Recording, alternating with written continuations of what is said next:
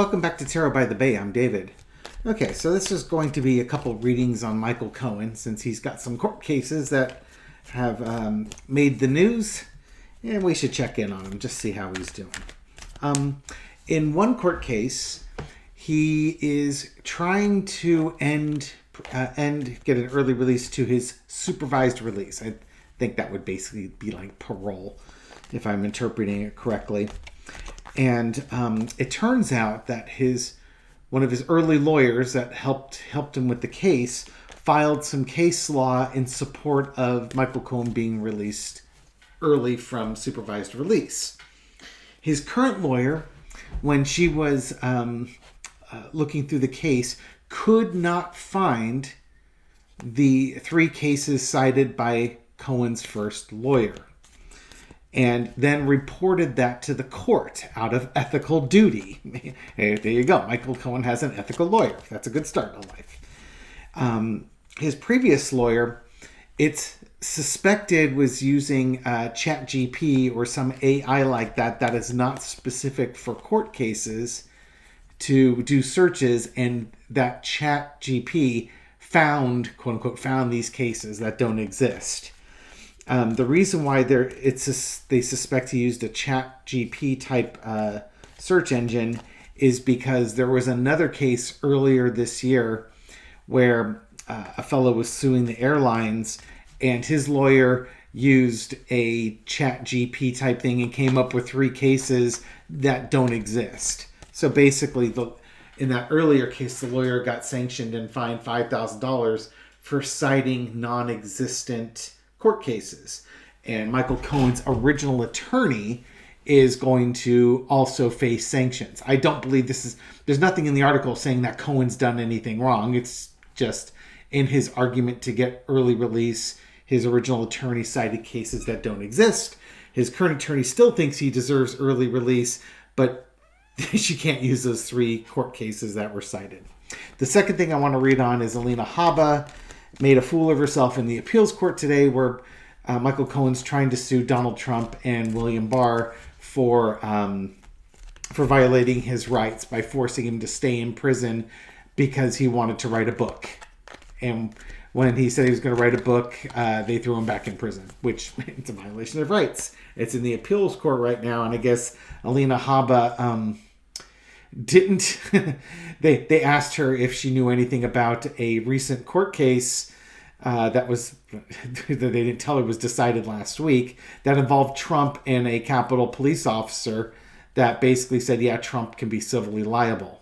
And she didn't have any knowledge of that, and was arguing silly points to the judges, to the point where one judge reportedly, I should say, buried their face in their hands and shook their head because they just couldn't believe the genius with which they were being confronted with.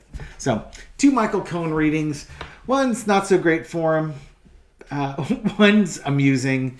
We'll see what happens. Okay, so in the Michael Cohen early release case, let's look at the energy around this case, and then we'll see if those incorrectly filed, non-existent court cases for precedent will impact the case at all. Entertainment purposes only.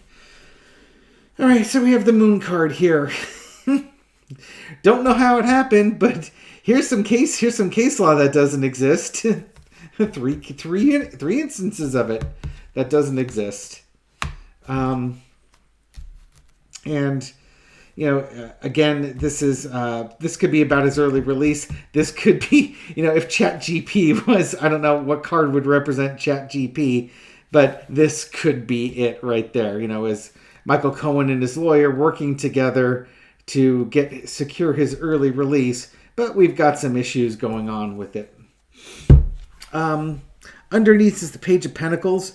Honestly, I don't want to say it's what you get what you pay for, but I think it's kind of a rookie mistake. The lawyer, it's like the person who caused this problem, they were trying to save money. Or they didn't get the right search engine. If they used an AI, they didn't use the proper one to save money, and it saved them a lot of time and effort. which maybe they were valuing at that time. Underneath, in the past is the devil. So this is, it's funny because they're both related to Trump, right? And I guess underneath it all is this is Cohen going to trial and testifying against Trump about money things with Stormy Daniels and such. In the past is Donald Trump, and this is Michael Cohen being in Trump's servitude, a willing servant of Trump. And when he chose not to be a willing servant of Trump anymore, that's when all hell broke loose, if you'll pardon the pun here. But also, it's funny because these cases are actually related. I didn't really think about that when I first started. This could also be Michael Trump being in prison and wanting that release, taking the chain off so he can get released early from prison, and then wanting that early release on there. But it's all related to Trump in that other case. So these two readings will be related. Current situation is temperance. Again, his current lawyer found a problem. His current lawyer reported the problem. I'm sure that the court appreciates her honesty. They've asked the original lawyer to provide the information that he cited and warned him that failure to provide it could result in sanctions. And so we're just in that stage right now where they're just sorting out what's going on with the Cohen early release case. Actually, that could be your chat GP right there. This is messaging, electronic messaging that happens quickly. That's describing a chat GP. I think, and again, they've messaged the lawyer saying, hey, forward us this case information. I don't think it exists. I think that's what basically is happening here is the lawyer tried, thought he had some case law, but he didn't double check it. It's one thing to get that information, but you got to double check your work. That's what you're getting paid the big bucks for. That lawyer's already out of it. That lawyer's going to be in a little bit of trouble for it. It's not a huge amount of trouble. It's a little bit of trouble. It's causing some waves in Michael Cohen's case. But again, it's easily resolved because it's not related to what Cohen did. It's related to what the driver of the boat did, not Cohen, who's the passenger on that. But that doesn't mean it's not going to cause problems for Michael Cohen. It's going to cause more problems for his former lawyer. And it's another headache for Michael Cohen to have to deal with. He may not get his early release. I'll ask straight up if he'll get his early release. But I was looking at the energy of it. It's stressing him out right now. Apparently also from this article I'm reading in Politico, I believe it was Politico. Yeah, it's Politico. Michael Cohen's got political aspirations. He was looking at running for a House seat in New York, which I did not know about. And the article argued that this will complicate his intentions of running for political office. I would, whatever Michael Cohen wants to do with his life, that's totally up to him, right? Free will and all that. I don't know if he's going to be a champion for justice or something along those lines. The irony of it would be amazing. I'm curious to see what his politics would be like. My concern with Michael Cohen is that I really don't want him to get himself in a position where he's tempted by corruption again. You know what I mean? He's got a great redemption story, and I'd like for him to stay on that path. But that's not my decision to make. That's his decision to make. It's kind of like somebody recovering from alcoholism. You really hope they don't drink, and you hear they're going to be going to a meeting at the local bar, and you're just holding your breath. That there's a lot of temptation there, and hopefully they won't be tempted. Okay, so that card kind of wants to be on top. What's the impact on Michael Cohen of this chat GP? Is this going to impact his case at all? It's a burden. Certainly it's the burden of proof from his original lawyer to prove these things, and it's going to probably make Michael Cohen's case harder to prove if there's not prior case law supporting his early release. Well, there's that Six of Swords again. The going away, moving from troubled waters. the Chariot, and the Ten of Pentacles, followed by the Page of Cups. What is this all telling us? It's going to complicate his release case. The case will continue forward regardless. It's just going to be a more difficult case to make, again, because you don't have that case law to help you. I do think it is a minor hiccup in Michael Cohen's early release, and got the Ten of Coins here. It's, in some ways it's cheaper for the courts for him not to have the supervised release. This could just very well be that, he's done his time. He's paid for his crimes, and he's moved away from the controversial lifestyle. He's moved on with his life, and he's done things of value to it. And I think it's kind of unorthodox what he's done.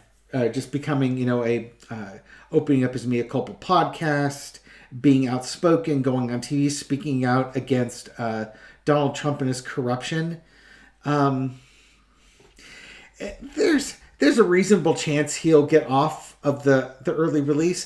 But honestly, other than it's kind of a pain in the butt, it doesn't really matter one way or another on that one. He's not going back to prison. Again, if I understand what this is correctly, it's kind of like a parole and it's a hassle.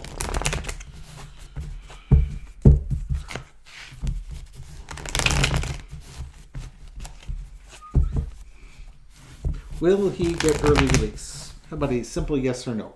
Wow. What's that one? The Hermit. Yeah, I would say he's going to get early release. Because he's been conducting himself well. If he was conducting himself poorly, and the Hermit card's about energy, it's about going back into your cave, going back into isolation and such, like a guru might do. So that would be him going back. If he was behaving poorly, he would be going back to jail. I think because he has gone out and sought truth and spoke truth, despite the fact that he's quite the public figure and celebrity in his own right because of this, I think that's going to grant him his early release. He hasn't abused it. He hasn't been a burden on society. That's kind of where I'm going with it on that one. Okay, so thank you, Spirit. I do appreciate that.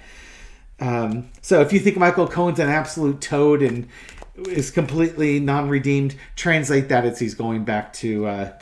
He's going to continue, not going back to prison, but he's going to continue on his supervised release. I tend to think that he'll get off of it. Now, Alina Habba, on the other hand, who, oh God, you get what you pay for with her, did not have a banner day in the appellate courts and didn't even know about Trump case law that was decided a week ago. And she's one of Trump's lawyers and has been a lawyer for a year. So that's just, it's the ultimate in kind of cluelessness. It's an embarrassing admission of incompetence and or obliviousness.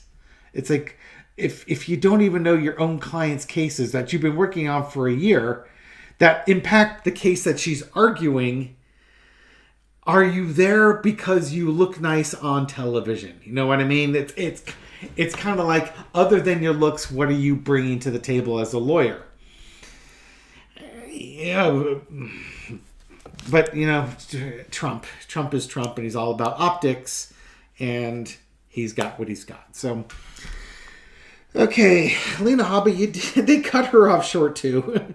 Alina Habba, let's look at the energy around her Trump defense in the appellate court today. Again, entertainment purposes only. Well, I think what that's saying is, what she's trying to argue in the argument was basically that what's going to prevent Trump from doing this again? Let me pull the camera up here. What's going to prevent Trump from doing it again? Michael Cohen is arguing that Trump is petty and used government to punish him because he spoke out against Trump. And the appellate lawyers were asking, what's going to prevent that from happening again? And she didn't have a good answer. And they asked her the question several different ways, and she had talking points that she was working off of, but it wasn't answering the question. And they kept asking her that same question in different ways, trying to get her to commit to an answer. And then brought up case law that had just been decided. And she was basically saying, I didn't know what that case law was. And when it was explained to her, she felt like it was irrelevant compared to the case law she was citing. Only the best. I explained it better, but I don't understand it well myself. I'm trying to give you what I kind of took away from that article. But Michael Cohen is basically wanting to pursue a lawsuit against William Barr and Donald Trump for their harassment and violating his rights. And I see this court case is going to continue. Crossed by the magician, the manifestation, or the illusion, depending on the energy with it. There's your Donald Trump right there. The magician in this case is going to be about manifesting the attack against Michael Cohen. So this is going to represent the combined efforts of Bill Barr under the guidance of Donald Trump to basically violate Michael Cohen's rights. It's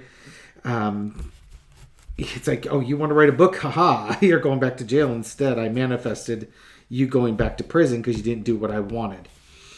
And underneath it all is appealing to Donald Trump.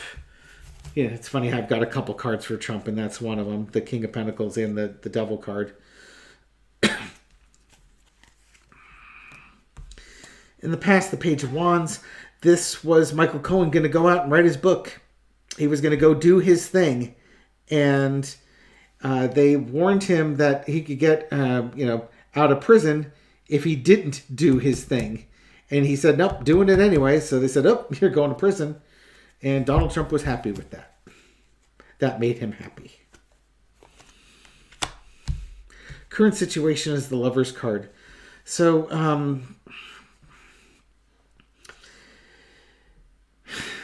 we're in the appellate court.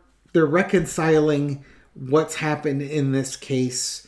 I believe the case is moving forward. It's going to show the relationship between Michael Cohen, Donald Trump, and Bill Barr. And honestly, Alina Habba is not even a speed bump in this. I think Cohen's lawyers are just running circles around them. The case is going to continue. It's going to investigate kind of like the improper relationship between Bill Barr and Donald Trump. Yeah. The government basically working to conspire against somebody, forcing this person to do what they wanted him to do, and using the levers of power in government to basically entice or intimidate this person into doing what they wanted.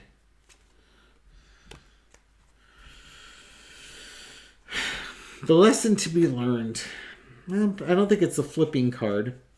It's Two of Pentacles.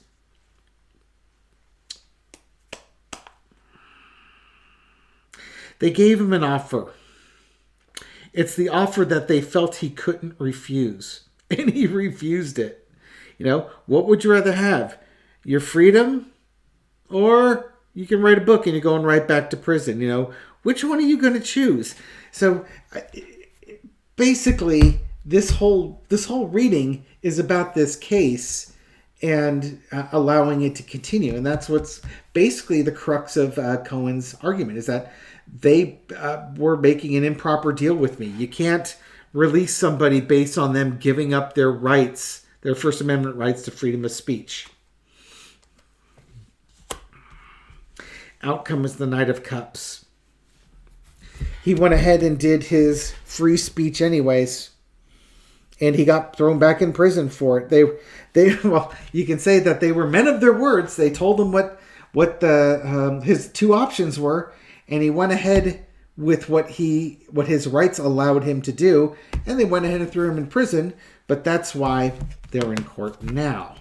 Now they get to discuss the appropriateness of that.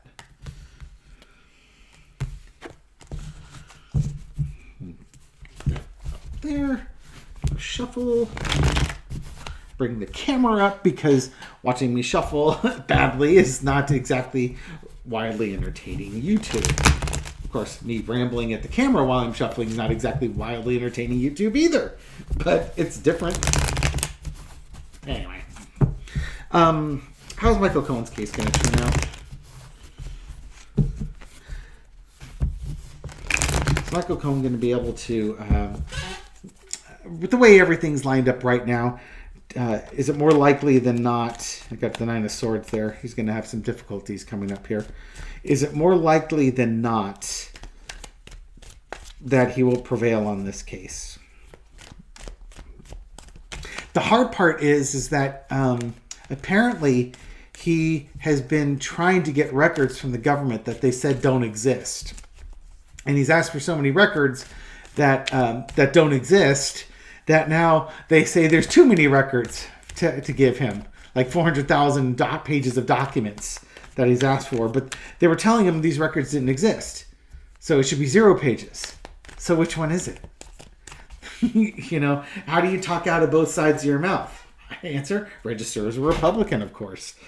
My brother might be annoyed by that one, but I think he would also understand the joke with that one as well. How is this going to, how's Michael Cohen's case going to progress more likely than not? The Emperor, okay, going before the judge. He'll be going before the judge. It's kind of a novel case. A little bit of a rookie maneuver here. A little concerned if this is Michael Cohen that he may not have enough horsepower to get this thing through. Let's see if that's really what the case is. I don't think it's spy in the camp. And then we've got the planning and the next steps. How is this case going to turn out for more likely than not? Okay, so right now we're getting ready to go ahead. I think this could be them waiting for documents. They've been asking for documents. They haven't been getting it. But they're trying to also go ahead with this case. And they're fighting now through the appellate courts to see this forward. Now, again, the appellate courts were saying that Donald Trump is not a king or an emperor. And that he's not immune to civil litigation. So it's kind of like, you know, is that what we're going on here? Let's see what we've got. Temperance, just like in the other one, there the appellate court's currently weighing his the information that's being appealed before them. Again, there's case law saying that you know, presidents are not kings. And, you know, this is kind of a new case suing the president. You know, Donald Trump has a lot of unprecedented things coming on. Overarching is the tower, a crashing down.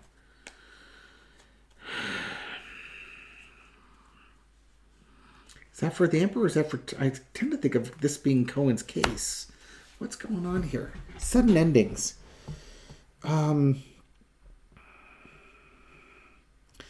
Queen of Pentacles, things of value, things of practical. I'm wondering if he's not able to progress his case against William Barr and Donald Trump because there's just... He can't get the paperwork that he needs to... The things of value that he needs to win his case. Let's see what the outcome is. Page of Cups.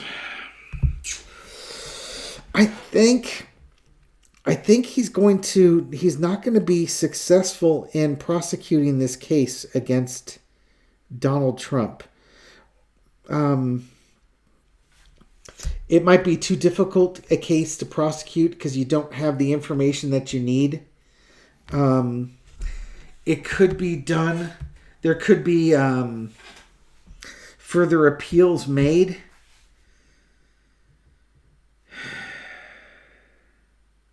I don't have a good feel on this one. I don't, for whatever reason, and it's I'm sitting here thinking, you know, I'm trying not to be a Trump fanboy or a Michael Cohen fanboy or anything along those lines, and never Trumper and say, oh yeah, Donald Trump's he's gonna pay big money for this because he's going down. I think this is just one of those cases that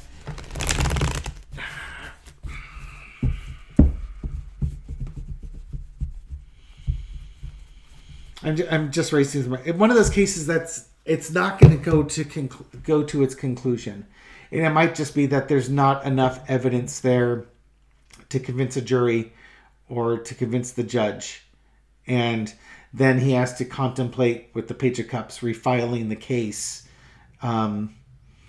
maybe changing what he's suing or narrowing the scope or something along those lines to what he can prove.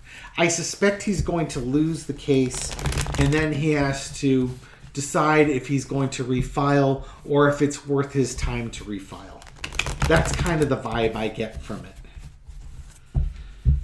And the pause and the stuttering and everything like that was me going through through my mind's eye of like, okay, what if Trump flees? Would that impact how this case goes? Is that what I'm seeing? If Trump has a mental breakdown, how is that? Is that what I'm seeing? And it's none of those things are really resonating. I just think he's not going to win this case, and that's unfortunate. I'd love for him to win this case, but I just don't think he's going to get there. Let's do one last one, just because it's the Michael Cohen half hour here. He's talking about running for a House seat. Is he going to pursue that? Or if he pursues that, how is that going to turn out for him? And maybe that's kind of the Trump court case thing, is that maybe he has to decide, how he's going to progress with his life. Is he just going to do his podcasts? Is he going to run for a political office? Is he just going to go after Donald Trump? Does Donald Trump get taken down and there's no money left, so there's no reason to sue? But he'd be suing the U.S. government, so he's going after the government that way. If he pursues that political career, how's that energy around that looking right now? Sitting there, hopes and wishes and dreams fulfilled. That's a good start. Agreements. Yeah, it might just be that. He has to focus his attention on running, and can't be distracted by court cases that he may not be able to win. I think also with Michael Cohen, again, America loves a good redemption story, and he's got a great redemption story to tell. And I think sometimes people can relate to that. Obviously, the Trumpers will never vote for him, so I don't imagine he's running as a Republican. But if he's running as a Democrat, he's a visible Democrat, and he's kind of a hard ass, and the Democrats kind of lack that mindset. So the more sensitive Democrats and the progressives may never trust him and may not support him, but some of the blue collar guys that maybe are not big Trumpers might like the fact that he's very plain spoken and real, as it were, Okay, underneath it is the moon card confusion. So things haven't been decided yet. There's still a long time to go if he's going to run in this election, but he could do well if he does run for it. There's your Page of Cups. Interesting. So it's like it may not be this election cycle. It might be the next election cycle that he runs. If this is related to the Page of Cups that came out on the previous reading, it's almost like he's put whatever weird decisions he's had in the past and he's moving forward with it. Heartbreak. Probably, the current situation is, if he was working on that lawsuit, I just don't think it goes all the way through. It's kind of funny. The one thing that comes to mind, he's got a family, a wife and a family, and he's, maybe by his redemption story, he's improved his relationship with his wife and his family. He's, a little bit of a hero, if not a folk hero, and all those things. Working, doing the things that he needs to do, working hard. This guy does not appear to be lazy. He's got an agenda and he's working on it, and he's doing the work after bouncing back from a disappointment. this could very well be something he's supposed to do. We've got the World card, bringing things to a closure. Maybe if he brings that court case to a closure, it gives him time to focus on this political run that he's doing here. I think he would be actually a very passionate House member if he runs. But you know what it is? I think right now, the moon card underneath it all is he needs to decide what it is that he wants to do and where he's going to put his efforts, where he's going to put his energy. You know, is he going to put his energy going after Donald Trump and maybe risk the disappointment? Or do you put your passion somewhere else? You know, maybe trying to connect with voters and being on the being in the House of Representatives. Or maybe it's neither of those. Maybe it's just being a family man, being a dad, being a husband. And, you've got your podcast and that seems to be doing well. Maybe that's good enough. He needs basically to sort of figure out what he's going to do and how to focus his efforts. That's kind of where I'm getting from it. But again, even with this reading, I get the impression that his court case against the civil case against Trump just isn't going to go anywhere, despite Alina Habba's ineptitude in representing Trump in this appeals court. I mean, he'll have the opportunity to sue, but I just don't think that's going to go through. I'll be happy to be wrong. Thank you for watching this video and supporting my channel. I appreciate it. Thank you for all your likes and your shares and your comments and everything you do to feed the algorithm so that my video makes it out to a wider audience and gets new viewers to have this thing pop up in their up next feed. To those new viewers or recent viewers and recent subscribers, welcome to the channel. I'm glad you found us. I hope you found this reading insightful, and I'll catch you on the next one. Take care.